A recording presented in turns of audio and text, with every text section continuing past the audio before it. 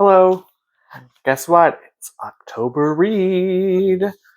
And since it's fall outside, the leaves are falling, the pumpkins are ripening, we're going to read this story, Otis and the Scarecrow, by Lauren Long. Because I figure scarecrows with the corn mazes and pumpkins and fall leaves, it's perfect. So, and we're going to do this a little different so that you get to see my beautiful face the whole time. All right, so let's start. It was summer when the Scarecrow first came to the farm where the friendly little tractor named Otis lived, back when the corn was tall and ripe.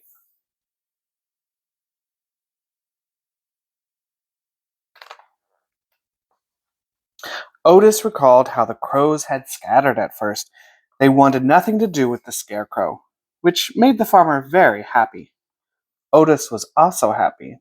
A new friend had come to live on the farm. But when Otis went to welcome him, the Scarecrow didn't smile or say hello. He just stood there, a sour look on his face, staring at the cornfield. After a while, Otis left him alone.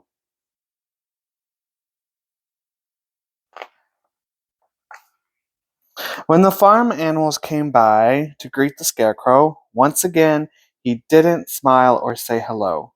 He just stood there, that sour look on his face, staring at the cornfield. The animals didn't know what to think. Who was this new creature? The horse curled his lip at the Scarecrow's musty smell. The ducks pointed at his tattered clothes. The little calf and the puppy were frightened by him. Finally, the bull snarled, huffed, and turned away, and the Scarecrow stood there alone.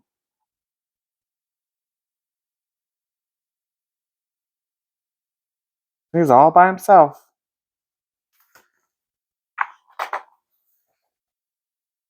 Summer passed, and by the crows came back around.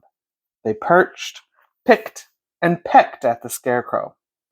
Otis noticed that the Scarecrow didn't shoo them away. He just stood there with that sour look on his face, staring off at the cornfield. Otis puffed a soft sigh and turned to catch up with his friends.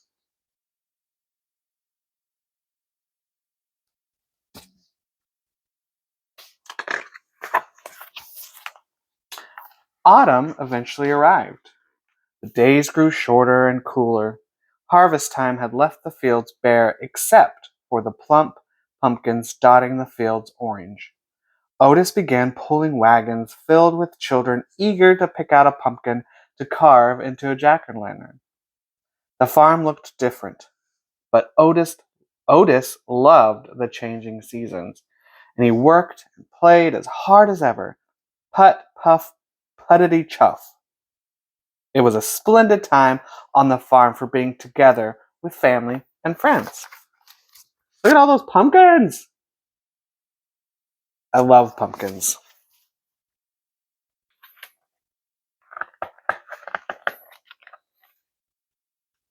The cool air drifting through the hills made the animals more rambunctious than ever. A simple game of follow the leader turned into a reckless race over the rolling hills. A game of hide and seek turned into a rowdy rendition of Ring Around the Rosie, the animals playfully circling Otis as he sat counting 1 putt, 2 puff, 3 puttity, 4 chuff.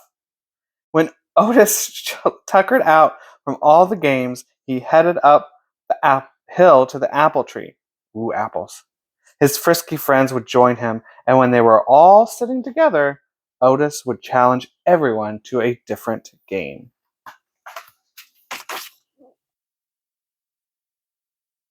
They look like they're having fun, don't they?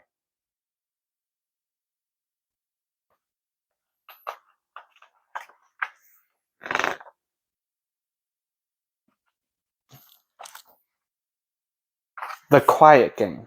Okay, so sorry. Otis would challenge everyone to a different game. The quiet game.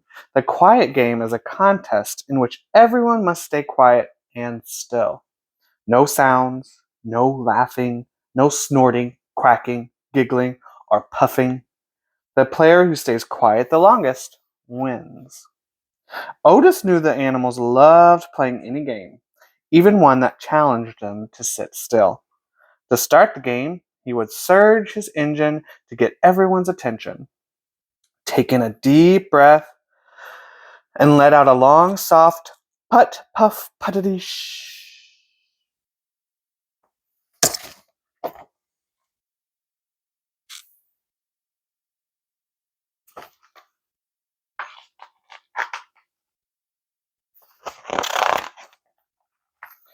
Otis would sit quietly and look over the farm.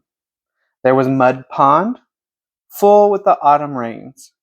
There were the plump pumpkins dotting the fields orange. There were the shocks of corn fodder all in a row.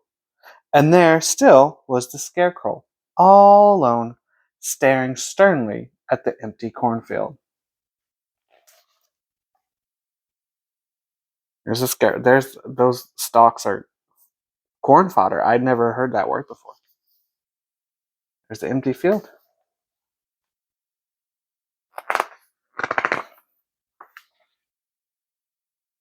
The puppy was always the first to lose the quiet game. He just couldn't sit still. The bull would twitch his nose, which made the little calf giggle. This made the bull chuckle with a snort. The bull's snort would amuse the ducks, and their bottoms would wiggle as they held back their giggles. You can't see it, but I'm wiggling my bottom. The sight of the ducks' wiggling bottoms would amuse the horse so much that he would roll on the ground, neighing with laughter. Can you make a neighing laugh sound? Okay, I'm gonna try, and then you try. Ready? Neigh! Was that good? Was that good? Okay, you try. Okay, yours was better.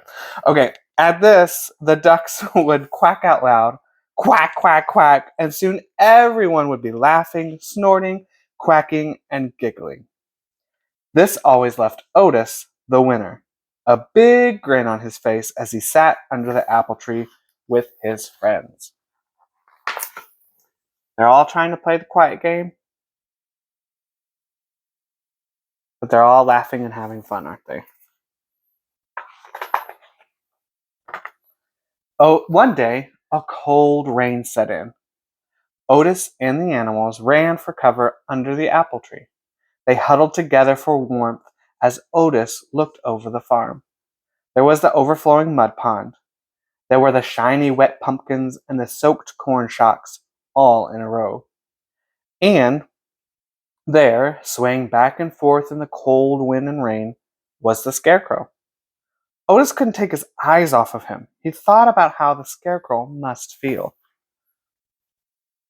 There he is in the middle of the field, wind whipping him around. He must be really wet. Otis stood up.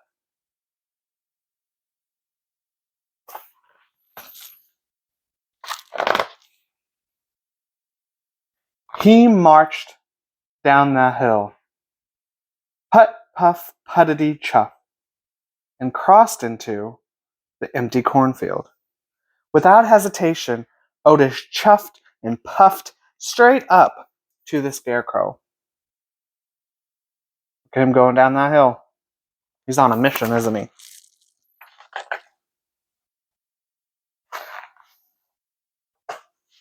Back under the apple tree, the animals watched intently. Wonder what they're thinking. Probably that Otis is crazy going out in the rain. It's going to get all wet. Otis looked up into the painted eyes of the Scarecrow and smiled. The Scarecrow didn't smile back. He just stared off at the empty cornfield as always. The two of them stood quietly in that great big field as the wind and rain battered them.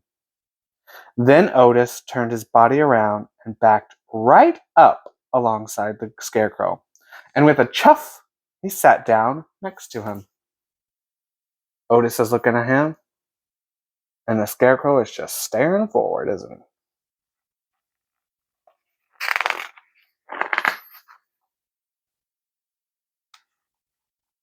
Suddenly, the little calf and the puppy scampered down the hillside, crossed into the cornfield, and curled up right next to Otis. Gradually, the cow and horse ambled down the hillside. Before long, the ducks waddled their way down. All going down that hill.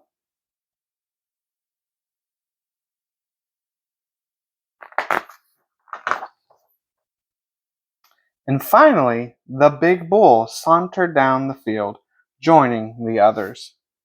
Otis surged his engine to get everyone's attention, took in a deep breath of air, and let out a long, soft put, puff, puttity shh. Otis and the animals sat quietly.